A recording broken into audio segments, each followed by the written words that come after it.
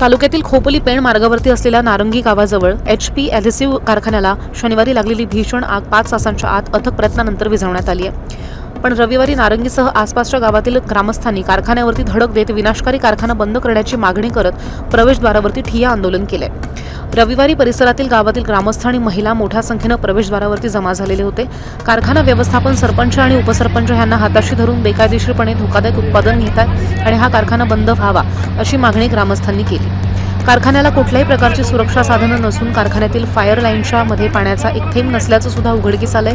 त्यामुळे ग्रामस्थ अधिकच संतापलेत. कारखाना व्यवस्थापनानं सर्व कायदेशीर बाबी पूर्ण करून कारखाना सुरू करावा, अन्यथा कारखाना चालू देणार नाही अशी भूमिका ग्रामस्थांनी घेतली आहे. खालापूर पोलीस निरीक्षक सचिन पवार यांनी घटनास्थळी परिस्थिती नियंत्रणात ठेवण्यासाठी प्रयत्न करत आक्रमक ग्रामस्थांना शांत सुद्धा केलंय. व्यवस्थापनानं ग्रामस्थांच्या मागणीप्रमाणे लेखी निवेदन दिले आणि विशेष काळजी घेणार असंही सांगितलंय.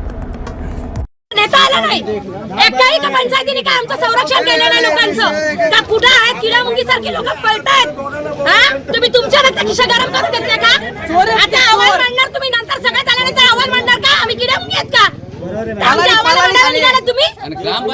कंपनी कशी चालू होते ते बघतो. कंपनी चालू होणारच नाही.